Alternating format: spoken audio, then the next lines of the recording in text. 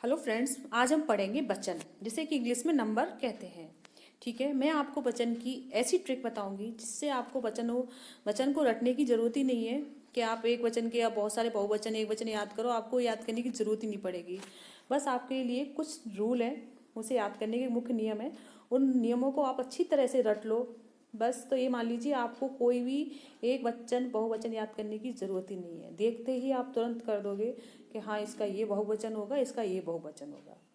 ठीक है फ्रेंड्स, तो देखते हैं। सबसे पहले जानते हैं हम कि वचन कहते किसे हैं। तो देखिए, वचन शब्द के जिस रूप से वस्तु, प्राणी, स्थान के एक अथवा एक से अधिक होने का बोध होता हो, उसे वचन कहते हैं। ठीक है फ्रेंड्स, एक बार फिर बोल देती हूँ मैं। शब्द के जिस रूप से वस्तु, प्राणी या स्थान के एक अथवा एक से अधिक होने का बोध होता है, उसे हम वचन कहते हैं। अब वचन कितने प्रकार के होते हैं? तो देखिए, वचन दो प्रकार के होते हैं। कौन कौन से? एक वचन और बहुवचन। कभी कभी सिंपल क्वेश्चन ऐसे ही आ जाते हैं। मैंने जितने भी टॉपिक बताए उसमें आपसे कहा है कि जैसे समास है, समास के कितने भेद हैं, सिंपल सा क्वेश्चन आता है। ठीक है, तो उनके नाम आप जरूर याद करना, जितने भी भेद आपको बताए हैं जो जो टॉपिक में। तो वचन कितने प्रकार के होते हैं? दो प्रकार के होते हैं। कौन? उनके नाम क्या है? एक वचन और बहुवचन। सबसे पहले जानते हैं हम एक वचन के कि एक वचन क्या होता है, इसके बारे में जानेंगे हम। शब्द के जिस रूप से केवल एक, जैसे कि वस्तु, व्यक्ति या स्थान का बोध होता हो, केवल एक वस्तु, व्यक्ति या स्थान का बोध होता हो, उसे एक वचन कहते हैं। जैसे गाय, गाय एक वचन है और गाय है ये अगर होता तो क्या हो जाता? बहुवचन। पुस्तक एक वचन है, पुस्तकें होता तो बहुवचन हो जाता। लड़का, लड़कों होता तो बहुवचन हो जाता। इसी प्रकार से देखिए आप, घोड़ा, चिड़िया, स्त्री, कलम, नदी, ठीक है, नहर, ये क्या है? ये आपके एक वचन के उदाहरण है। अब जानते हैं बहुवचन की डेफिनेशन क्या है। शब्द के जिस रूप से एक जैसी अनेक वस्तुएं, जैसे अनेक वस्तुएं, अनेक व्यक्तियों या अनेक स्थानों का बोध होता है, उसे हम बहुवचन कहते हैं। जैसे कि गाय, गाय का बहुवचन क्या हो गया? गाय। पुस्तक का क्या हो गया? पुस्तकें। लड़का का क्या हुआ? लड़के। घोड़ा का क्या हुआ? घोड़े। चिड़िया का चिड़िया। स्त्री का स्त्रियां। कलम का कलमें। नदी का नदियाँ। नहर का नहरें। ठीक है, तो एक वचन बहुवचन की डेफिनेशन आपको समझ में आ गई होगी। अब हम देखते हैं इनकी ट्रिक। देखिए, आक्रांत पुल्लिंग शब्दों के अंत में अगर हम आ के स्थान पर ए लगा देंगे तो क्या हो जाएगा? इसका बहुवचन हो जाएगा। ठीक है, जैसे कि देखिए, कपड़ा, ये इसमें आ का है, आ की जगह क्या लगा देंगे हम? ए, तो क्या हो जाएगा? कपड़े। ठीक है फ्रेंड्स, इसी तरह से देखिए, कुत्ता, कुत्ता का क्या हो जाएगा? कुत्ते। तो आप याद रखना, पुल्लिंग शब्दों के अंत में अगर आ दिया हो तो आ की जगह क्या हो जाएगा? ए। जब आ की स्थान पर अगर हम ए लगा देंगे तो उसका बहुवचन हो जाएगा। जैसे कि देखिए, केला, केला का क्या कर दिए? केले। गधा, गधा का क्या हो जाएगा? गधे। छाता का छाते। चीता का चीते। पहिया का पहिए। बेटा का बेटे। डिब्बा का डिब्बे। लड़का का लड़के। कौवा का कौए। घोड़ा का घोड़े। तोता का क्या होगा? तोते। पत्ता का पत्ते। बच्चा का बच्चे। भाला का क्या हो जाएगा? भाले। मसाला का क्या होगा? मसाले। और संतरा का क्या होगा? संतरे। तो आपने देखा, जिसके पीछे आ है, अकारांत शब्द, जो अकारांत पुल्लिंग शब्द थे जिसके पीछे आ है, तो आ की जगह अगर हमने ए लगा दिया तो इसका क्या बन गया? इसका बहुवचन हो गया। ठीक है, आपको सिंपल कुछ नहीं करना, आ की जगह ए लगाओगे तो इसका बहुवचन बन जाएगा। और दूसरा नियम देखते हैं हम।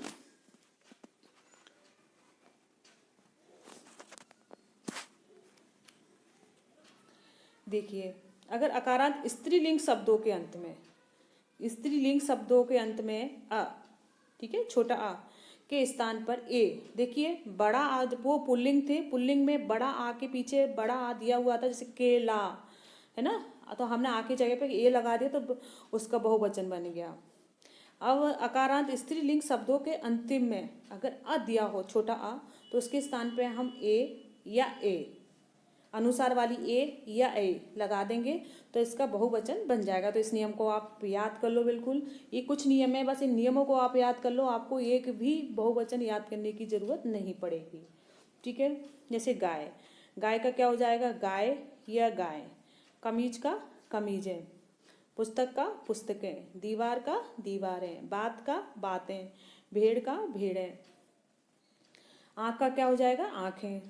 किताब का किताबें, तलवार का तलवारें, बहन का बहनें, लात का लातें, सड़क का सड़कें।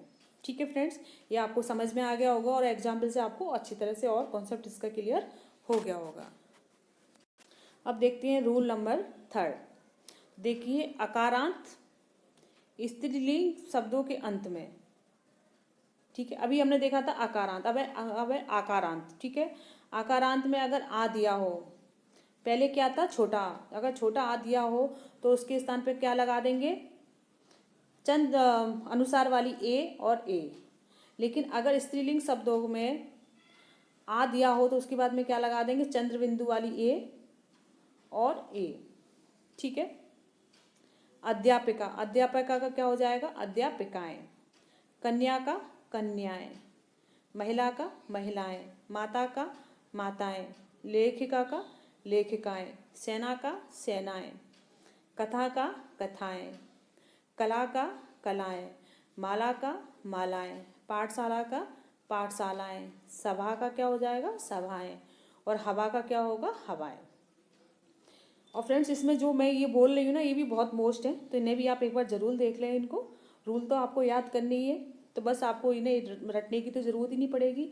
अब आपने देख लिया कि अगर बड़ा आ दिया गया है तो उसके पीछे हम जब हम चेंज करेंगे बहुवचन में तो हमें क्या लगाना है, चंद्र बिंदु वाला ए और या ए। ठीक है,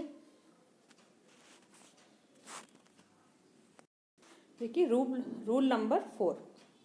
इकारांत या ईकारांत शब्दों के अंत में ई तथा ई के स्थान पर इया जोड़ देते हैं। ठीक है, ठीक है फ्रेंड्स, इकारांत और या ईकारांत, अगर बड़ी ई या छोटी ई दी हुई है मात्रा में तो उसकी जगह हम क्या लगा देंगे, ईया। ठीक है, ईया लगा देंगे तो उसका बहुवचन बन जाएगा।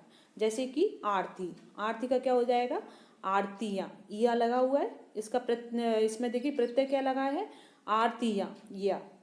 कली, कली का क्या, कली में क्या, ई की मात्रा हटा के हम क्या लगा देंगे, ईया, क्या हो जाएगा, कलियाँ। गली, गली में अगर ई की मात्रा को हटा के हम क्या लगा देंगे, ईया, तो क्या हो जाएगा, गलियाँ। चिमनी, चिमनी में ई की मात्रा को हटा के लगा देंगे ईया, तो क्या हो जाएगा, चिमनियाँ। इसी प्रकार से देखिए आप, ताली का तालियाँ, दासी का दासियाँ, नारी का नारियाँ, कठिनाई का कठिनाइयाँ, कापी, कापी का कापियाँ, गाली का गालियाँ, टोपी का टोपियाँ, दवाई का दवाइयाँ, नदी का नदियाँ, नीति, नीति का नीतियाँ, मक्खी का हो जाएगा मक्खियाँ, मक्खी का मक्खियाँ, नारी का नारियाँ, पहेली का क्या हो जाएगा, पहेलियाँ, रोटी का रोटियाँ, विपत्ति का विपत्तियाँ, सखी का सखियाँ, लड़की का लड़कियाँ, मक्खी का मक्खियाँ। तो देखिए ये कितना सिंपल है ना, बस आपको इतना याद रखना है कि इक्रांत या इकारांत में, ठीक है, ई या छोटी ई या बड़ी ही, इकारांत और इकारांत मतलब क्या होता है, जिन शब्दों के पीछे अंत में छोटी ई या बड़ी ई, छोटी ई वाले तो क्या कहलाएंगे, इकारांत, बड़ी वाले क्या कहलाएंगे, इकारांत, इकारांत। ठीक है, तो उसके स्थान पे हम क्या लगा देंगे, ईया लगा देंगे तो उसका बहुवचन हो जाएगा। बस आपको कुछ याद ही नहीं करना, बस इतना सा आपको याद रखना है और हो गए आपके बहुवचन। फिर भी आप प्रैक्टिस के लिए एक साइड में उंगली रख के ऐसे करके इसे आप देखेंगे तो आपको और अच्छी तरह से हो जाएगा। देखते हैं रूल नंबर 5। जिन शब्द के अंत में या होता है उन स्त्रीलिंग शब्दों के अंत में अनुनासिक जोड़कर हम उसका बहुवचन बना देंगे। ठीक है, जैसे कि कुटिया, कुटिया है ना, कुटिया में हम क्या करेंगे, बस हमें अनुसार लगाना है, सॉरी हमें उसके मतलब उसके पीछे हम अनुनासिक लगा देंगे और हमें कुछ नहीं करना, चंद्र बिंदु लगाना है हमें। जैसे कुटिया, कुटिया का क्या हो जाएगा, कुटिया। गुड़िया में यहाँ चंद्र बिंदु लगा दिया, गुड़िया। चिड़िया का चिड़िया, डिबिया का डिबिया, बुढ़िया का बुढ़िया। तो आपको क्या करना है, जिन शब्द के अंत में या लगा हो, ठीक है, जिन शब्द के अंत में या लगा हो वहाँ पे हमें बस या को ऊपर क्या लगाना है, हमें चंद्र बिंदु या जिसे हम कहें अनुनासिक, ठीक है, उसे लगा देंगे, आपका बहुवचन तैयार हो गया। कुतिया में हम क्या लगा देंगे, बस चंद्र बिंदु लगा देंगे। खटिया में यहाँ चंद्र बिंदु लगा देंगे। इसमें चुईया में चंद्र बिंदु लगा देंगे। तो ये आपका बहुवचन हो गया, ठीक है। देखिए रूल नंबर 6। तो रूल नंबर 6 में क्या है, उकारांत और उकारांत हो। देखिए रूल नंबर 6 में क्या है कि उकारांत या अकारांत हो या औकारांत हो स्त्रीलिंग शब्दों के अंत में, ठीक है। उकारांत, अकारांत या औकारांत स्त्रीलिंग शब्दों के अंत में ए, उनके अंत में हम ए जोड़कर या ऊ के स्थान पर ऊ लगा देंगे तो उसका बहुवचन बन जाएगा, ठीक है। जैसे वस्तु, तो वस्तु का क्या हो जाएगा, हमें क्या करना है, उसके ऊ के स्थान पे हमें ए का ये लगाना है, ठीक है। चाहे छोटा ऊ हो या बड़ा हो, उसके आगे उनके पीछे हम ए लगा देंगे तो क्या बन जाएगा, हमारा इसका बहुवचन बन जाएगा। जैसे वस्तु, वस्तु की जो हमें क्या करना है, बस हमें ए लगाना है, वस्तु है। धेनु का धेनुएं हो गई, बधु का बधुएं हो गई, ऋतु ऋतुओं का ऋतुएं हो गई, बहू का बहुएं हो गई और गौ का गौए हो गई, ठीक है फ्रेंड्स। कुछ नहीं करना, बस हमें जहाँ आपको छोटे ऊ, बड़े ऊ या ओ की मात्रा दिख रही है उसके उठा के हमें क्या लगाना है, बस ए लगा देंगे, आपका बहुवचन हो जाएगा। देखिए नेक्स्ट ट्रिक देखते हैं। एक वचन शब्दों में समुदायवाची जैसे कि गण, वर्ग, संघ आदि होते हैं, उन शब्दों को जोड़कर भी हम बहुवचन शब्द बनाए जाते हैं। जैसे कि अध्यापक, ठीक है, अध्यापक में आप संघ लगा दोगे या दल या वर्ग या वृद्ध या गण, इनमें से कोई। या एग्जाम्पल में आपको ये पूछे कि अध्यापक का बहुवचन क्या होगा, ठीक है, तो आपको ये चारों याद रखनी है, संघ, दल, वर्ग, वृंद, गण, ठीक है। इसमें से अगर कोई भी दिया हो, जैसे अध्यापक संघ, अध्यापक वर्ग, अध्यापक दल, अध्यापक वृंद, अध्यापक गण, तो उसका वही बहुवचन होगा, ठीक है। अगर वृंद दिया हो तो आप कंफ्यूज मत होना, अगर वृंद भी दिया हो तो आप क्या हो जाएगा, आपका अध्यापक का ये बहुवचन हो जाएगा, ठीक है। जैसे कि शिक्षक, शिक्षक में बहुवचन बनाने के लिए संघ, दल, वर्ग, वृद्ध, ठीक है, ये दिया हो तो आपको क्या बन जाएगा, आपका शिक्षक का बहुवचन बन जाएगा, ठीक है फ्रेंड्स, आपका शिक्षक का बहुवचन हो गया। छात्र के लिए आपको क्या करना है, बस छात्र में आपको वर्ग लगाना है, छात्र वर्ग हो जाएगा। शिष्य का बहुवचन बनाने के लिए शिष्य वृंद लगाना है, शिष्य का बहुवचन हो जाएगा। विद्यार्थी में विद्यार्थी गण और प्रजा में प्रजा जन, ठीक है फ्रेंड्स। तो बस आपको ये याद करनी है बस, इसके अलावा और आपको कुछ नहीं, आपका बहुवचन तैयार हो जाएगा आपका। देखिए अगर ये आता है कि हिंदू का बहुवचन क्या है, ईसाई का क्या है, आपका क्या है, तो देखिए बहुवचन का बोध कराने के लिए लोग शब्द जोड़कर, जैसे कि हिंदू में हम हिंदू लोग लगा देंगे, ईसाई में हम ईसाई लोग लगा देंगे, आप में हम आप लोग लगा देंगे, तो ये इसके बहुवचन बन जाएंगे। और एक चीज़ का आप याद रखना फ्रेंड्स कि कुछ शब्दों को एक वचन तथा बहुवचन दोनों में समान होते हैं, उन शब्दों को आप एक बार जरूर अच्छी तरह से याद कर लेना। जैसे कि कल, जल, क्रोध, क्षमा, पानी, प्रेम, प्रार्थना, बारी, याचना, ये शब्द हमेशा ये एक वचन बहुवचन दोनों में ही इनका रूप समान रहता है, इनमें कोई भी बदलाव नहीं होता है। देखिए नेक्स्ट, संबोधन में पुल्लिंग और स्त्रीलिंग शब्दों के साथ बहुवचन बनाने के लिए ओ अथवा यो जोड़ दिया जाए तो उसके बहुवचन बन जाते हैं। जैसे लड़का, लड़का का क्या होता है, लड़कों, लड़की का लड़कियों, सज्जन का सज्जनों, भाई का भाइयों, छात्र का छात्रों, ठीक है, छात्र का छात्रों भी है और छात्र वर्ग भी जैसे देखा था वो भी है, छात्रा का छात्राओं, देवी का देवियों और शिक्षिका का शिक्षिकाओं। मोस्ट नियम और है फ्रेंड्स, इन्हें भी आप देख लीजिए कि कुछ शब्दों का प्रयोग सदा एक वचन में ही होता है, मतलब ये शब्द ऐसे इनका प्रयोग हमेशा एक वचन में ही होगा, बहुवचन में इनका प्रयोग नहीं किया जाता। जैसे कि आकाश, जनता, झूठ, सच, वर्षा, इन्हें आप अच्छी तरह से इन्हें आप याद कर लेना, क्योंकि कभी कभी क्वेश्चन सीधा ये आता है इनमें से कौन सा है जो एक वचन में ही प्रयोग किया जाता है या बहुवचन में होता है या बहुवचन शब्द को है इसमें, तो देखिए आंसू, आंसू का प्रयोग हमेशा बहुवचन में ही किया जाएगा, एक वचन में नहीं किया जाएगा। ठीक है, आंसुएं, प्राण, दर्शन, समाचार, लोग, हस्ताक्षर और होश, इनका प्रयोग हमेशा बहुवचन में किया जाता है। कुछ संबंधवाचक शब्दों का प्रयोग बहुवचन में नहीं बनता, जैसे कि काका, चाचा, दादा, नाना, मामा। ठीक है, काका का विलोम तो हो जाएगा काकी, लेकिन काका का बहुवचन नहीं होगा।